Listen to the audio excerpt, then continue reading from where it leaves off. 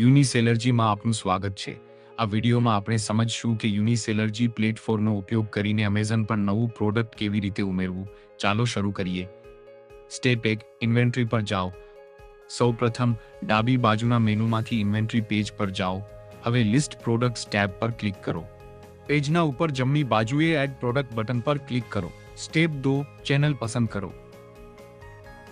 હવે add product channel નામનું એક પોપઅપ દેખાશે। અહીં સિલેક્ટ ચેનલ ડ્રોપ ડાઉન પર ક્લિક કરો। યાદીમાંથી એમેઝોન પસંદ કરો। હવે તમને એક મહત્વપૂર્ણ નોંધ દેખાશે। જો પ્રોડક્ટ પહેલેથી જ અમેઝોન પર ઉપલબ્ધ હોય તો ક્રિએટ ઓફર પસંદ કરો। જો પ્રોડક્ટ હજુ સુધી અમેઝોન પર લિસ્ટ થયેલું ન હોય તો એડ ન્યૂ પ્રોડક્ટ પસંદ કરો। કારણ કે આપણે નવું પ્રોડક્ટ ઉમેરવા જઈ રહ્યા છીએ, તેથી એડ ન્યૂ પ્રોડક્ટ પર ક્લિક કરો। સ્ટેપ 3, ચેનલ કેટેગરી પસંદ કરો।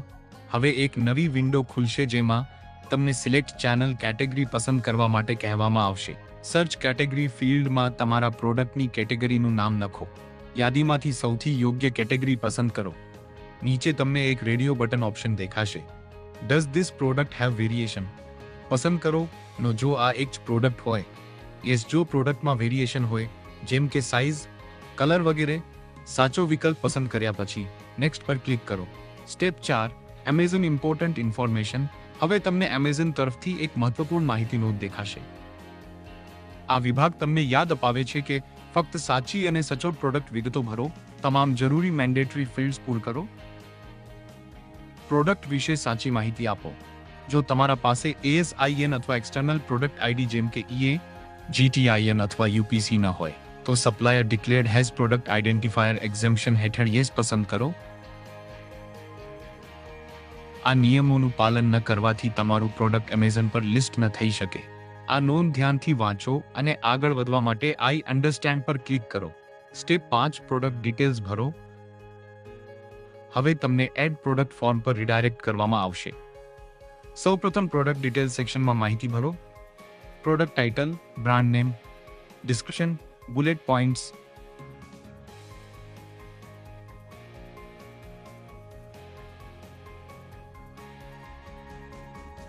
પછી નીચેની માહિતી દાખલ કરો। આઇટમ વેટ, આઇટમ ડાયમેન્શન્સ,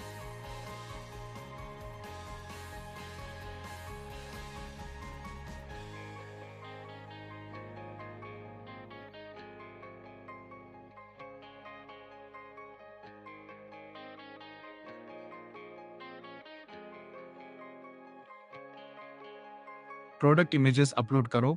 ખાતરી કરો કે તમામ માહિતી સચોટ અને પ્રોફેશનલ રીતે ભરવામાં આવી છે। સ્ટેપ 6, SKU જનરેટ કરો। હવે પ્રોડક્ટ ડિટેલ્સ સેક્શનમાં જાઓ જ્યાં તમે SKU જનરેટ કરી શકો છો। જનરેટ SKU બટન પર ક્લિક કરો। એક પોપઅપ દેખાશે। જરૂરી વિગતો ભરો અને જનરેટ પર ક્લિક કરો। તમારું SKU આપમેળે બનાવવામાં આવશે। સ્ટેપ 7, બધી જરૂરી માહિતી પૂર્ણ કરો। હવે બાકીના તમામ વિભાગો ધ્યાનપૂર્વક ભરો જેમાં સમાવેશ થાય છે offer details, shipping information, product details, product identity, safety and compliance. ખાતરી કરો કે તમામ મેન્ડેટરી ફિલ્ડ્સ યોગ્ય રીતે પૂર્ણ કરવામાં આવ્યા છે। સ્ટેપ 8, સેવ અને સબમિટ કરો। જ્યારે તમામ વિગતો ભરી દેવામાં આવે સૌપ્રથમ સેવ પર ક્લિક કરો, પછી સબમિટ પર ક્લિક કરો। અમેઝોન ક્યારેક વધારાની માહિતી અથવા સુધારાઓ માંગે છે। જો અમેઝોન વધુ જરૂરી ફિલ્ડ્સ બતાવે, ગુમ થયેલી માહિતી ભરો। ફરીથી સેવ અને સબમિટ પર ક્લિક કરો। ક્યારેક અમેઝોન અનેક વખત વધારાની માહિતી માંગે છે।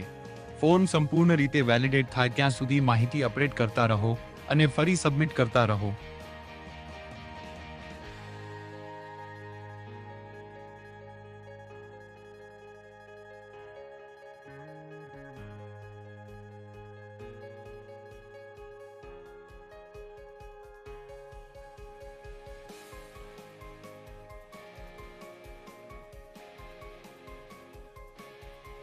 ફાઇનલ સ્ટેપ, પ્રોડક્ટ લાઈવ થવું। જ્યારે પ્રોડક્ટ સફળતાપૂર્વક વેલિડેટ થઈને સબમિટ થઈ જાય, અમેઝોન તમારા પ્રોડક્ટને પ્રોસેસ કરશે। સામાન્ય રીતે 24 કલાક સુધીનો સમય લાગી શકે છે તમારા એમેઝોન સ્ટોરમાં પ્રોડક્ટ લાઈવ દેખાવા માટે।